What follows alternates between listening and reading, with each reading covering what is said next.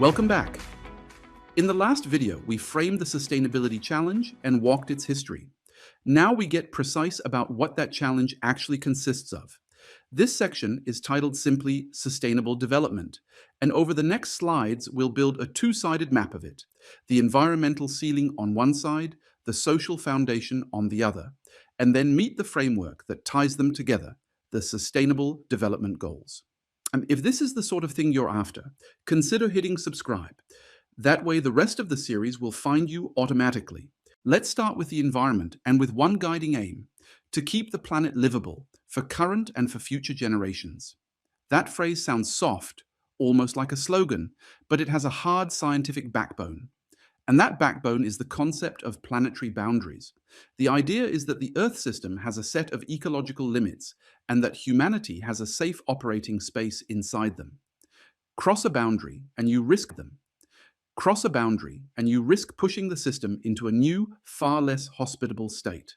We'll unpack the 9 boundaries in a moment, but hold on to the mental image, a safe zone with edges we should not cross. This slide illustrates one of the most uncomfortable facts in the whole field, the climate policy gap. On one side, you have where the science says our emissions need to go to stay within the Paris targets. On the other, you have where current policies actually put us.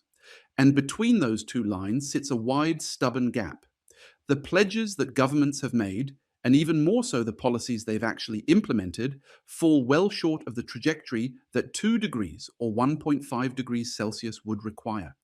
That gap is precisely the space in which sustainable finance has to operate, and ideally help to close. Let me press on why climate action is urgent. This slide restates the essentials so they really land. Climate change restates the essentials so they really land. Climate change is, on most accountings, the single biggest risk we face. Recall the scaffolding.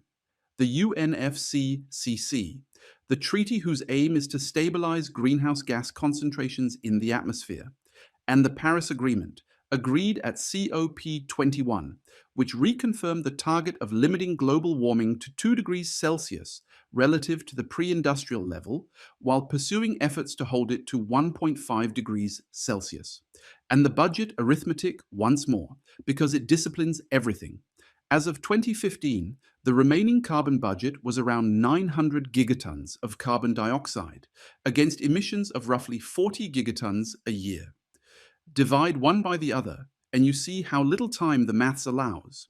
Now let me introduce the framework that will recur through the entire course. The Sustainable Development Goals, the SDGs. Sustainable Development Goals, the SDGs, developed by the United Nations Department of Economic and Social Affairs. You've almost certainly seen this colorful grid of 17 icons.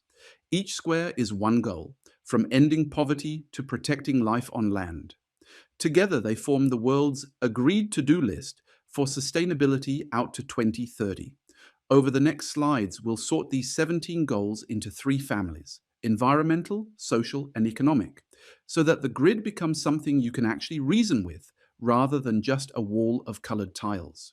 Let's define the environmental challenge more carefully. The aim, again, is to keep the planet livable for current and future generations. And there's mounting evidence that human activity is now altering the Earth system in ways that threaten that livability. The Planetary Boundaries framework makes this concrete. It defines a safe operating space for humanity, within 9 of the planet's productive ecological capacities. Think of things like climate change, freshwater use, biodiversity loss, land system change, and ocean acidification. And crucially, the framework isn't arbitrary or political.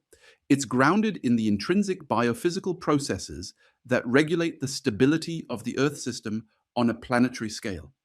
In other words, these are the planet's own operating limits, not ones we chose. So which of the 17 SDGs carry the environmental load? This slide lists them. Ensure the availability and sustainable management of water and sanitation for all. That's SDG 6. Take urgent action to combat climate change and its impacts. SDG 13. Conserve and sustainably use the oceans, seas, and marine resources. SDG 14. Life below water. and protect, restore life below water, and protect, restore, and promote the sustainable use of terrestrial ecosystems, manage forests sustainably, combat desertification, halt and reverse land degradation, and stop biodiversity loss. That's SDG 15, Life on Land. Notice how these map almost one-to-one onto the planetary boundaries we just discussed. The science defines the limits. These goals turn them into commitments. Now flip to the other side of the map, the social foundations. If planetary boundaries are the environmental ceiling we mustn't push through, social foundations are the floor we mustn't let anyone fall below. They can be defined as the 12 top social priorities, grouped into 3 clusters, each about enabling people to be something. To be well through food security, adequate income, improved water and sanitation, housing and healthcare. To be productive, healthcare. To be productive through education, decent work, and modern energy services. And to be empowered with voice and with peace and justice through networks, gender equality, social equity, political voice, and justice. Well, productive, empowered. That's a compact way to remember what a decent social foundation actually contains. Here's the crucial move. Sustainable development combines the concept of planetary boundaries with this complementary concept of social foundations. Put them together and you get the famous donut, a ring-shaped safe and just space, bounded above by the environmental ceiling and below by the social floor. It means, once again, that current and future generations have the resources they need: food, water, healthcare, energy, without stressing the Earth's system processes. But the sobering reality is that many people are still living below that social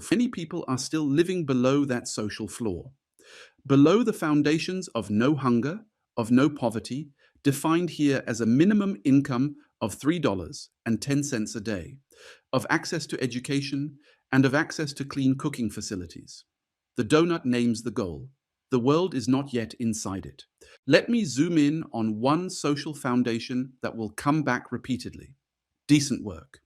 The 2030 Agenda places decent work for all people right at the heart of policies for sustainable and inclusive growth. And decent work has several concrete dimensions: a basic living wage, one that depends on a country's own basic living basket of essentials. No discrimination, whether on grounds of gender, race, or religion. No child labor, health and safety on the job. And freedom of association, the right to organize. From society's perspective, it matters enormously that businesses respect these foundations, that they ban underpayment and stop these human rights violations. Keep decent work in mind when we later reach the true price examples. This is exactly the kind of hidden social cost we'll try to put a number on.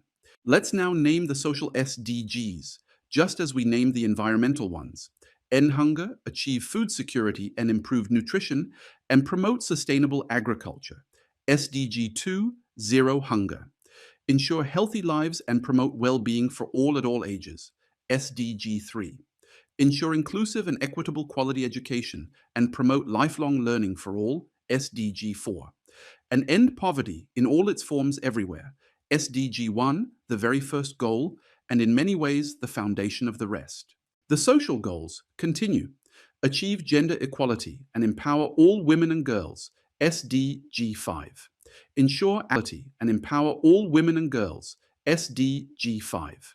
Ensure access to affordable, reliable, sustainable, and modern energy for all. SDG 7. Make cities and human settlements inclusive, safe, resilient, and sustainable. SDG 11. And promote peaceful and inclusive societies, provide access to justice for all, and build effective, accountable institutions at every level. That's SDG 16. Together with the previous slide, these fill in the social foundation of our donut with specific, agreed commitments. And then the third family, the economic goals. Promote sustained, inclusive, and sustainable economic growth, full and productive employment, and decent work for all. SDG 8, which links straight back to that idea of decent work. Build resilient infrastructure. promote inclusive and sustainable industrialization, and foster industrialization, and foster innovation, SDG 9. Reduce inequality within and among countries, SDG 10. And ensure sustainable consumption and production patterns, SDG 12. Notice how the economic goals bridge the other two families, growth and industry on one hand, but explicitly sustainable, inclusive and equality reducing on the other. Step back and see the whole design. The UN SDGs, taken together, address challenges at three levels: the economy, society, and the environment. There are those three dimensions again, the same trio we met right at the start of this part. This is the global strategy, again from the UN Department of Economic and Social Affairs. Not 17 unrelated wishes, but a structured attempt to advance all three dimensions at once, recognizing that they're deeply intertwined. And there's a 17th goal that sits a little apart from the rest, because it's about how the other 16 get done. SDG 17, strengthen the means of implementation and revitalize the global partnership for sustainable development. In plain terms, none of this happens without cooperation, finance, technology transfer, and shared effort across countries. It's the goal about achieving the goals. And not coincidentally, it's the one where finance has perhaps the most direct role to play. This slide from Roncalli's 2023 lecture notes offers another way of organizing the 17 goals, a useful cross-check on the economy, society, environment grouping we just built. Different authors arrange the SDGs slightly differently, and that's fine. The point isn't the exact taxonomy, it's that these goals interlock, and that any sensible grouping reveals the same underlying structure. And here, again from Roncalli, reveals the same underlying structure. And here, again from Roncalli, is a further perspective on the same 17 goals. I'd encourage you to notice across these two slides how the goals reinforce one another, how progress on decent work supports progress on poverty and hunger and health, for instance. The SDGs are not a menu you pick from, they're a web. Pull one thread and the others move. Let me pull this section together. The UN developed the 2030 Agenda for Sustainable Development to guide the transition toward a sustainable and inclusive economy. The 17 SDGs are meant to stimulate action over the period 2015 to 2030 in areas of critical importance for both humanity and the planet, and to make them operational, to turn high-level ambition into something measurable. The 17 goals are specified in 169 concrete targets. The 17 goals are specified in 169 concrete targets. The goals, as we've seen, sort into the levels of economy, society, and environment, and they are thoroughly interrelated. That's the framework. It will serve as a shared vocabulary for the rest of this course. Finally, let me leave you with 5 principles that underpin sustainable development, a useful set of lenses. Comprehensiveness. Consider all dimensions together, not one at a time. Connectivity. Recognize that economic, social, and environmental systems are linked. Equity. Fairness both within our generation and across generations. Prudence. Act with caution in the face of uncertainty and irreversibility. Don't gamble with systems you can't restore. And security. Protect against the shocks and risks that instability brings. Comprehensiveness, connectivity, equity, prudence, security. Equity, prudence, security. These principles are the ethical and practical spirit behind all those goals and targets. Let's recap. In this video, we drew the two-sided map of sustainable development. On the environmental side, the 9 planetary boundaries define a safe operating space grounded in the Earth's own biophysical limits. And we saw the climate policy gap between where we need to be and where current policy leaves us. On the social side, the 12 social foundations set a floor beneath which no one should fall. Well, productive, empowered. Put the ceiling and the floor together and you get the donut, the safe and just space we're aiming to live within. And we organize the 17 SDGs with their 169 targets into the 3 familiar dimensions: environmental, social, and economic, closing with the 5 principles of sustainable development. We now know what the challenge is. In the next video, we finally bring in finance itself, the functions of the financial system, the clash between Friedman and Freeman, and the 3 stages of sustainable finance. See you there. Thank you for sticking with me. If this was useful, do subscribe to the channel, and I'll look forward to seeing you next time.